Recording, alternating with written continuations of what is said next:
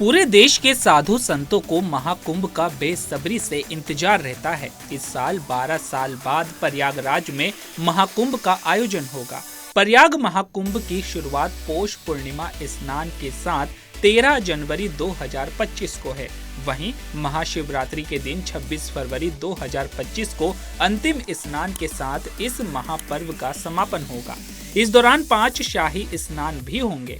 गौरतलब है कि 14 फरवरी मकर संक्रांति, 19 जनवरी मौनी अमावस्या, 3 फरवरी बसंत पंचमी, 12 फरवरी माघी पूर्णिमा, 26 फरवरी महाशिवरात्रि को महाकुंभ के दौरान शाही स्नान होगा।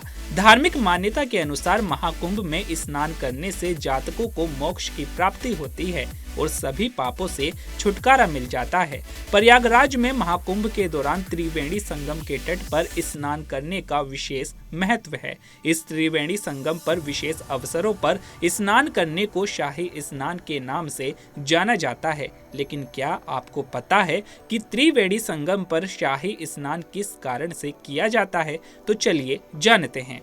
दरअसल अयोध्या के ज्योतिषी बताते हैं कि सनातन धर्म में प्रयागराज का संगम स्नान बेहद पवित्र माना जाता है। प्रयागराज में गंगा, यमुना और सरस्वती नदी का संगम होता है। ऐसी धार्मिक मान्यता है कि महाकुंभ, कुंभ और अर्ध कुंभ के दौरान त्रिवेणी संगम में स्नान करने से जातकों को मोक्ष की प्राप्ति होती है और पापों से छुटकारा मिलता है। प्रयागराज में गंगा, यमुना और सरस्वती के मिलन का अद्भुत नजारा देखने को मिलता है। महाकुंभ, कुंभ और अर्ध कुंभ जैसे आयोजनों में साधु संतों को सम्मान के साथ स्नान कराया जाता है, इसलिए ही इसे शाही स्नान कहा जाता है। महाकुंभ या कुंभ के दौरान ग्रह और नक्षत्रों की विशेष स्थिति के कारण जल चमत्कारी हो जाता है। शाही स्नान तभी किया जाता है जब ग्रह नक्षत्र बेहद शुभ स्थिति में होते हैं। ये स्नान करने से सभी पापों का नाश होता है और आत्मा शुद्ध होकर मोक्ष प्राप्ति की ओर चली जाती है। आपको बता दें कि महाकुंभ महापर्व भारत की प्राचीन गौरवमयी वैदिकता भारतवर्ष का सबसे बड़ा प्रतीक है। इस महापर्व के अवसर पर देश ही नहीं बल्कि विदेश तक से करोड़ों की संख्या में श्रद्धालु आते हैं। कुंभ का अर्थ विश्व ब्रह्मांड भी है। कुंभ पर्व के संबंध में वेद पुराणों में अनेक महत्वपूर्ण मंत्र और प्रसंग मिलते हैं, जिनसे सिद्ध होता है कि कुंभ महापर्व अत्यंत प्राचीन, प्रामाणिक और वैदिक धर्म से ओतप्रोत है।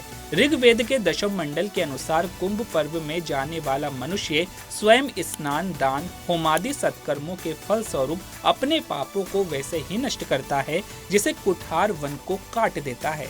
जिस प्रकार नदी अपने तटों को काटती हुई प्रवाहित होती है, उसी प्रकार कुंभ पर्व मनुष्य के पूर्व कर्मों से प्राप्त हुए मानसिक व शारीरिक पापों को नष्ट करता है।